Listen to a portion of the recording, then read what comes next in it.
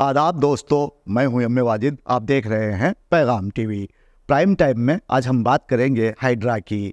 यूं तो हाइड्रा की जानिब से किए जाने वाले इन्हिदामी कार्रवाई को हैदराबादी बखूबी जानते हैं।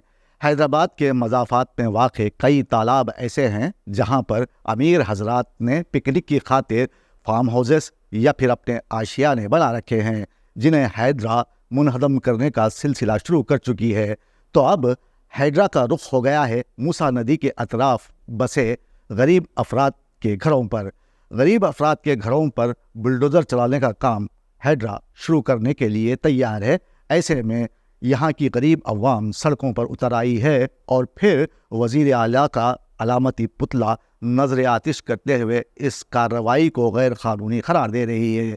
अब ये मामला आखिर है क्या, ये जानने के लिए देखिए हमारे नुमाइंदे मोहम्मद फारूक की ये रिपोर्ट। ये दुनिया बड़ी लुटेरी, न तेरी है ना मेरी, और मुंह में इसके राम राम और दिल में हेरा फेरी। घर से बेघर होने का अजाब कितना तकलीफदा अमल है, इसका अंदाजा बेघर लोगों से बखूबी किया जा सकता है। अगर हम शहर हैदराबाद की बात करेंगे तो सबसे पहले मूसा नदी की बात की जाएगी, जो हमेशा बहती रहती है और अब यही नदी मोरियों का सदर मुकाम बन गई है। ये भी हकीकत है कि इस शहर में बसने वाले गरीब लोगों को आशियाना फराहम करने के लिए हुकूमत के पास कोई बाज़ाब्ता जमीन का तयन नहीं था। तो ऐसी सूरत में यहाँ कच्ची आबादियां बनना शुरू हो गईं और इन कच्ची आबादियों के तेजी से बढ़ने का सबब हुकूमतों की नाकामी ही थी कि हुकूमत इन गरीब लोगों को बसाने के लिए संजीदा नहीं थी और गरीब लोग अपने लिए छत ढूंढने नदी नालों के इर्द गिर्द अपना ठिकाना तलाश करने में कामयाब हुए। यहाँ के मुकामी पहलवानों ने हुकूमत और मुकामी अवामी नुमाइंदों से साजबाज के बाद यहाँ की जमीन फरोख्त कर डाली और गरीब अफराद मूसा नदी के अतराफ बस गए। कच्चे पक्के मकानात बन गए, नोटरी हाथ में है, जो सबूत है वो यहाँ 20, 25 या फिर 30 साल से रह रहे हैं। ये सब देखकर मुझे लगता है कि शहर सिर्फ अमीर और साहिब हैसियत लोगों के लिए ही बसाए जाते हैं और गरीब अफराद के हाथ सिवाय रुसवाई और जिल्लत के कुछ नहीं आता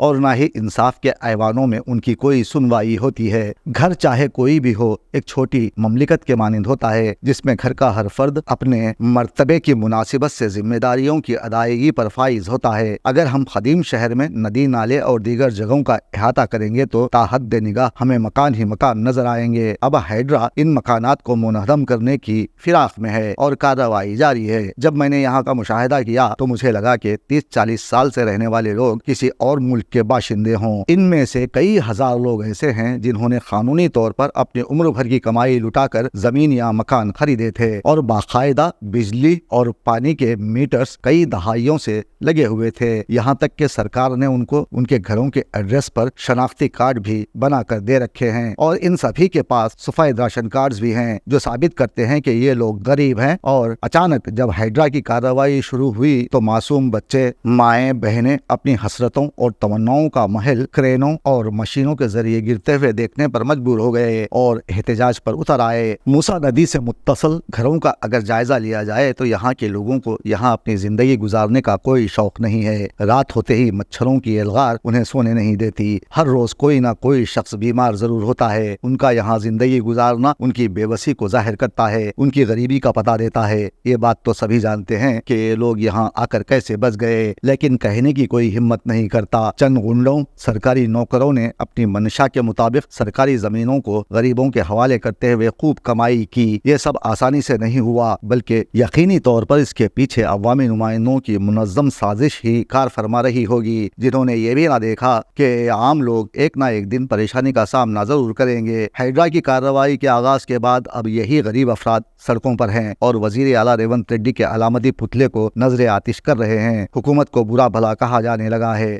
अगर हकीकत में देखा जाए तो नदी नाले और तालाब किसी की जागीर नहीं होते। जब यहाँ मकानात बन रहे थे ऐसे वक्त में उनके पीछे कौन था? इन सब मामलात का ताल्लुक किससे था? घर बने, मीटर्स लगे और अब हाइड्रा उन्हें उजाड़ने की फिराक में है। ऐसा करना इन गरीबों के साथ ज्यादती होगी और इसमें हुकूमत की بے حسی صاف دکھائی دیتی ہے۔ لہٰذا حکومت کو اس مسئلے کی جانب پہل کرنی چاہیے۔ جہاں امیروں تاجر طبقوں کے لیے مختلف قرضوں کی اسکیموں پر حکومت رعایت دیتی ہے، وہیں ان غریب لوگوں کی رہائش کے لیے پہلے بندوبست کیا جائے، انہیں باضابط کیا جائے، زمین الاٹ کی جائے اور گھر بنانے کے لیے قرض بھی فراہم کیا جائے۔ ڈبل بیڈ روم کا مکان الاٹ کرنا ان کے ساتھ ناانصافی کے برابر ہوگا۔ ان غریب افراد کے لیے حکومت متبادل جگہ فراہم کرے، پہلے سب کو یہاں سے ہٹایا جائے، جب یہ لوگ اپنے نئے آشیانے میں پہنچ جائیں اس کے بعد اس علاقے میں بلڈوزر کارروائی کی جائے، ورنہ یہی سمجھا جائے گا کہ حکومت نے غریب افراد کے گھروں کو سمندر برد کرنے کی ٹھان رکھی ہے۔ ان سبھی افراد کے ساتھ انصاف کیا جانا چاہیے۔ ہائیڈرا کی کارروائی اپنی جگہ، حکومت اگر نیک نیتی سے موسیٰ ندی کی خوبصورتی کو بحال کرنا چاہتی ہے تو یہ اچھی بات ہے، لیکن اس سے قبل حکومت یہاں رہنے والوں سے بات کرے، اپنی حکمت عملی سے واقف کروائے، اس کے بعد